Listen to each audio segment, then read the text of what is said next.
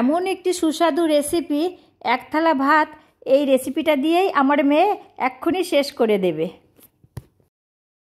বন্ধুরা, তোমাদের আজকে আমি একটা চিংড়ি মাছের রেসিপি নিয়ে চলে এসেছি।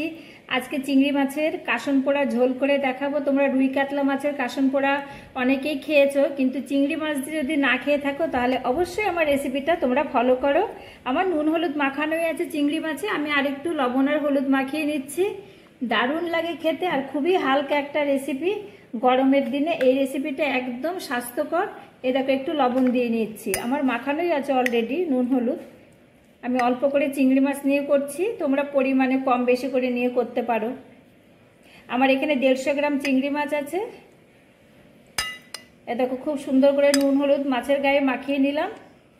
গ্যাসে একটা কড়াই বসিয়েছি, আর এখানে আমি সাদা কালো সর্ষে মেশানো আছে। তোমরা যে কোনো কালো সর্ষে কিংবা সাদা সর্ষে দিয়েও করতে পারো, কালো সর্ষে দিলে সব থেকে বেশি ভালো হয়।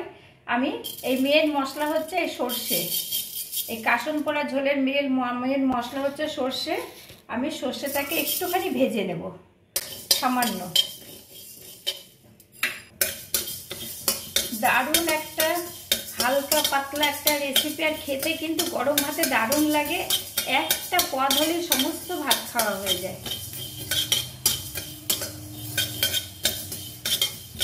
একটু যে ফুটফুট করে উঠবে। এই দেখো, আমার হয়ে গেছে ভাজা। এবার আমি একটা জায়গায় নামিয়ে নিচ্ছি। এরকম সর্ষেটা ঠান্ডা হয়ে গেছে, আমি এবার মিক্সিতে দিয়ে দিচ্ছি, গুঁড়ো করে নেব।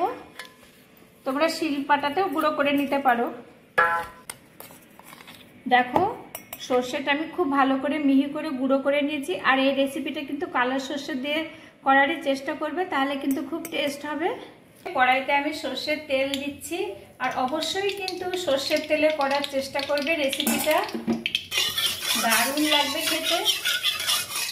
এবার আমি চিংড়ি মাছগুলো ছেড়ে দিচ্ছি।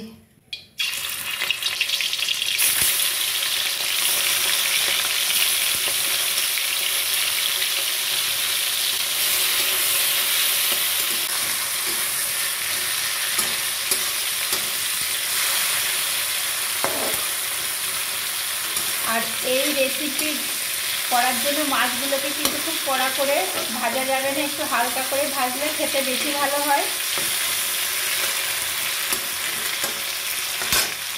বন্ধুরা দেখো, আর একটা গ্যাসে আমি গরম জল বসিয়ে দিলাম, এটা আমার লাগবে। এই দেখো, হালকা করে আমার চিংড়ি মাছটা ভাজা হয়ে গেছে। এর থেকে আর ভাজবো না, কড়া করে আমি এবার তুলে নিচ্ছি।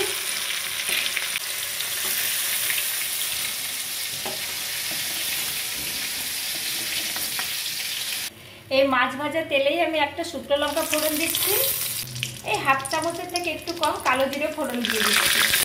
এবার দেবো আমি 2টো চেরা কাঁচা লঙ্কা।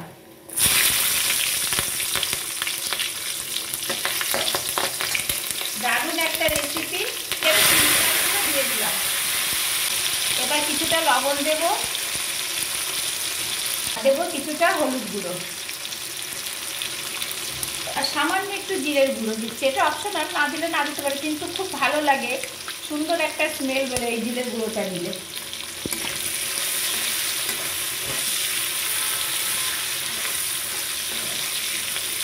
এখনই কত সুন্দর একটা গন্ধ বেরিয়েছে। এবার আমি যে গরম জলটা বসিয়েছি, গরম জলটা দিয়ে দেবো। এবার আমি গরম জলটা ঢেলে দিচ্ছি।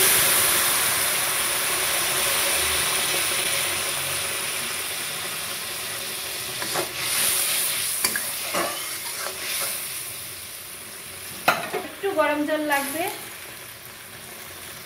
সহজ রেসিপি, কিন্তু খেতে অত্যাধিক টেস্টি, যা কল্পনা করা যায় না তোমরা না বানিয়ে খেলে। আমি কিছুক্ষণ ঢাকা চাপা দিয়ে রেখে দেব, চিংড়ি মাছটা যাতে সেদ্ধ হয়ে যায়। 4 মিনিট মতো ঢেকে রেখেছিলাম, তুলে নিচ্ছি। খুব সুন্দর সেদ্ধ হয়ে গেছে, আর এত সুন্দর একটা গন্ধ বেরিয়েছে এখনই। এবার আমি যে মশলাটা গুঁড়ো করে রেখেছিলাম কালো সর্ষে, সেটা আমি অ্যাড করছি। তোমরা মাছের পরিমাণ বুঝে সর্ষে বাটা দেবে। আমি এখানে ছোট চামচে 1.5 চামচ দিচ্ছি। এবার আর আমি আরেকটুখানি ঢাকা চাপা দিয়ে রেখে দেব। আমি 2 মিনিট মতো ঢেকে রেখেছিলাম, তুলে নিচ্ছি। চিংড়ি মাছের কাসন পোড়া ঝোল একদম পুরোপুরি রেডি হয়ে গেছে। এবার আমি ওপর থেকে একটু কাঁচা সর্ষের তেল দিয়ে দেব। কাসন মানে কাসুন্দি, হ্যাঁ, তাই এখানে নামটা দেওয়া হয়েছে চিংড়ি মাছ মানে কাসন পোড়া। আর ভাজা যেহেতু ভেজে সর্ষেটা করা হয়, তাই হচ্ছে পোড়া। আমি এখানে একটা চেরা কাঁচা লঙ্কা দিয়ে দিলাম। এবার আমি নামিয়ে নেব। আর এই ঝোলটা একটু পাতলা পাতলা খেতে কিন্তু দারুণ লাগে ভাতের সাথে মেখে। এরকম আমি তুলে নিচ্ছি। আর এতটাই গন্ধ বেরিয়েছে সুন্দর, মানে খেতে লাগবে দুর্দান্ত। তোমরা কিন্তু অবশ্যই এভাবে বানাবে, দেখো কত সুন্দর দেখতে হয়েছে। বন্ধুরা, চিংড়ি মাছের কাসন পোড়া ঝোলটা আমি কত সুন্দরভাবে কম মশলায় বানিয়ে ফেললাম। তোমরা একবার হলেও বানিয়ে খাবে, দেখবা সমস্ত কিছু দূরে সরিয়ে এই রেসিপিটাই খাবে। আর মানে ভাতের হাঁড়ির ভাত পুরো শেষ হয়ে যাবে। আর বাচ্চারা তো খুব পছন্দ করবে। আর আমার এই চিংড়ি মাছের কাসন পোড়া রেসিপিটা তোমাদের যদি একটুকু ভালো লেগে থাকে, তাহলে অবশ্যই আমার চ্যানেলটি সাবস্ক্রাইব করে আমার ভিডিওটা পুরোটাই তোমরা দেখবে। কিন্তু তোমাদের কাছে একটাই রিকোয়েস্ট,